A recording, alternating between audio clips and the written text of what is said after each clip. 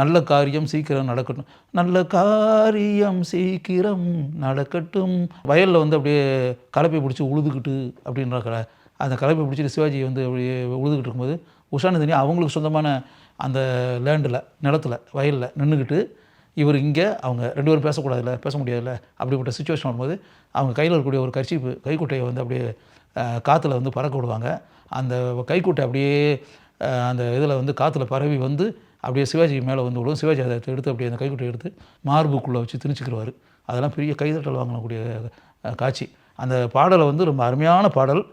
கண்ணதாசன் எக்ஸ்ட்ரானரியாக எழுதியிருப்பார், டீம் சௌந்தரராஜன் எக்ஸ்ட்ரானரியாக பாடியிருப்பார் அப்படின்னு சொல்லிட்டு அது மிகப்பெரிய அந்த படத்தினுடைய ஓட்டத்துக்கு, அந்த படத்தினுடைய பெருமைக்கு அந்த பாடலும் ஒரு காரணமாக இருந்தது அப்படின்னு தான். எம்எஸ்வி இசையமைப்பில் அமைந்த 2 பாடல்கள், ஆகாய பந்தலிலே பொன்னூஞ்சல் ஆடுதம்மா அந்த பாட்டும், நல்ல காரியம் சீக்கிரம் நடக்கட்டும் சொல்லுங்களேன் அப்படின்ற பாட்டு. 2 பாட்டு அந்த படத்தில் வந்து மிக அருமையான பாடல்களாக இடம் பெற்றன அப்படின்னு சொல்லிட்டு. காலங்கள் கடந்து ஓடி போச்சு.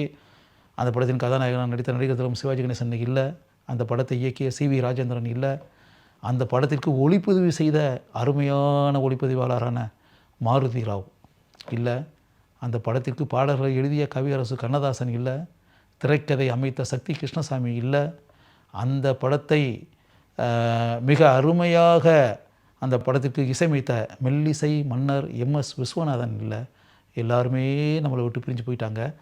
எல்லாரும் நம்மளை விட்டு பிரிஞ்சு போன பிறகு 1973ஆம் ஆண்டு திரைக்கு வந்த நடிகர் திலகம் சிவாஜி கணேசன் கதாநாயகனாக நடித்து முத்திரை பதித்த பொன்னூஞ்சல் என்ற திரைப்படத்தை பற்றி இன்னைக்கு இருக்கக்கூடிய தலைமுறை தெரிந்து கொள்ள வேண்டும் என்பதற்காகவே இங்கு நான் இதை கூறுகிறேன்.